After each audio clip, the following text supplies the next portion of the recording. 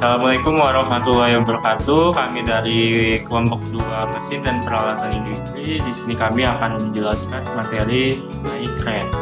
Izin memperkenalkan diri, saya Zidana Habib Hasanuddin dengan NPM 2354 2310003. Saya Anti Melia dengan NPM 2314 2310001. Saya Andri Haryani Kultum dengan NPM 2314 2310017.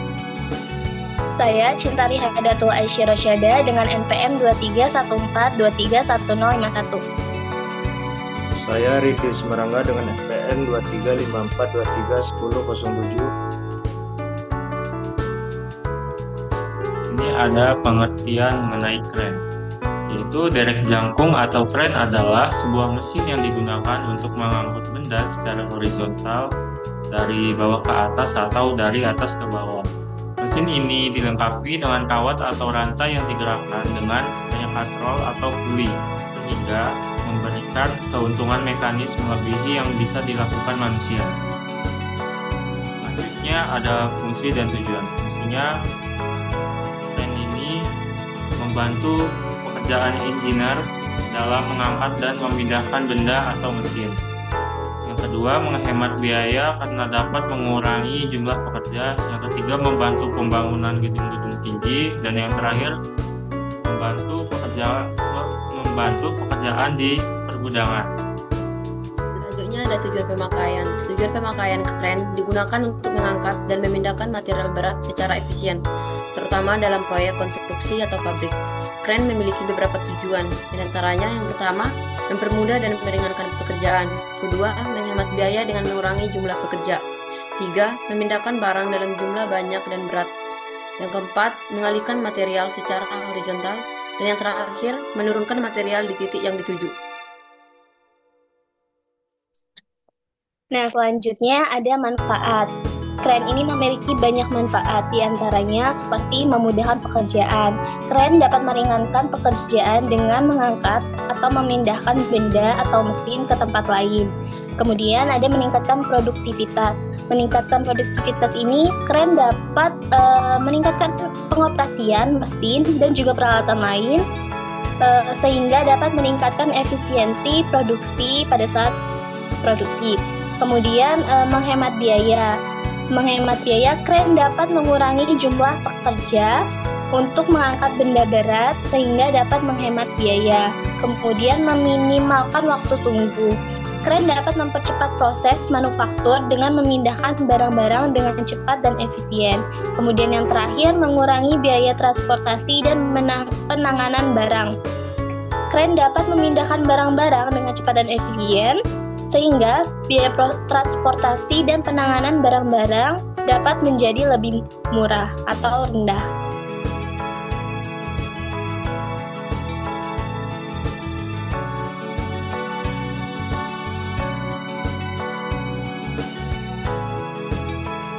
Ya, di sini saya akan menjelaskan jenis-jenis kren.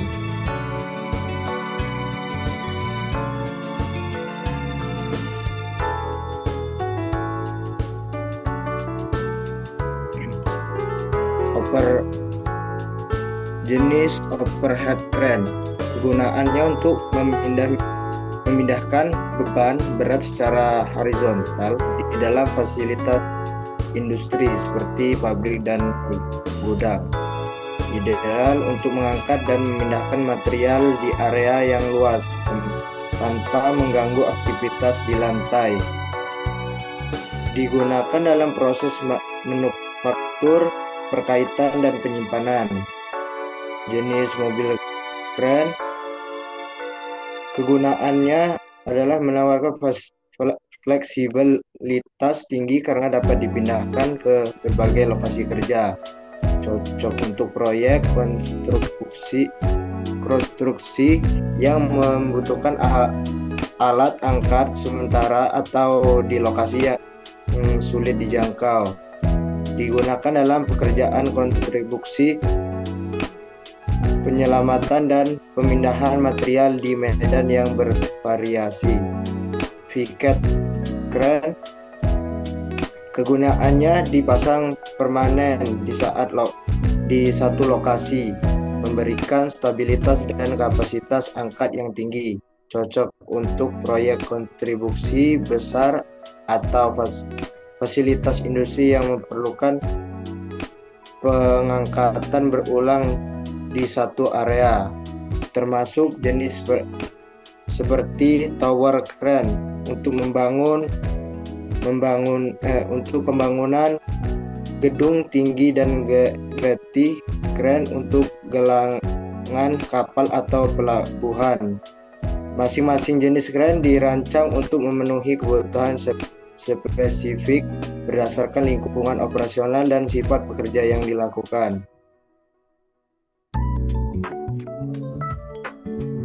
Di sini selanjutnya ada mekanisme kerja kren. Yang pertama itu ada persiapan. Di sini kita memastikan kren dalam kondisi yang baik dan operator serta personel yang terlibat itu sehat.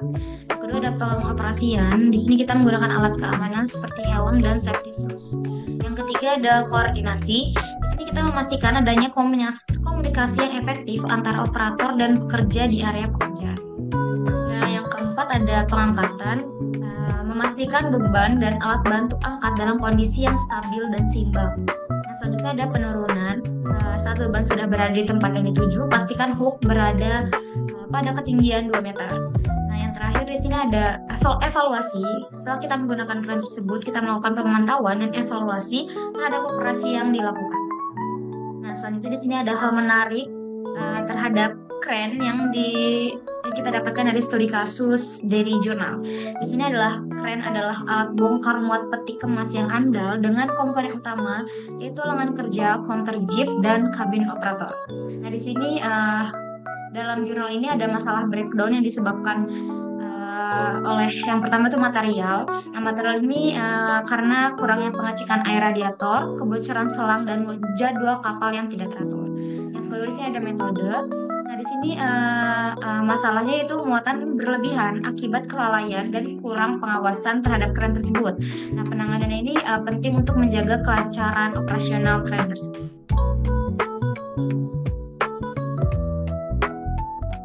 Sekian pemaparan materi dari kami, kurang lebih yang mohon maaf. Kami ucapkan terima kasih. Wassalamualaikum warahmatullahi wabarakatuh.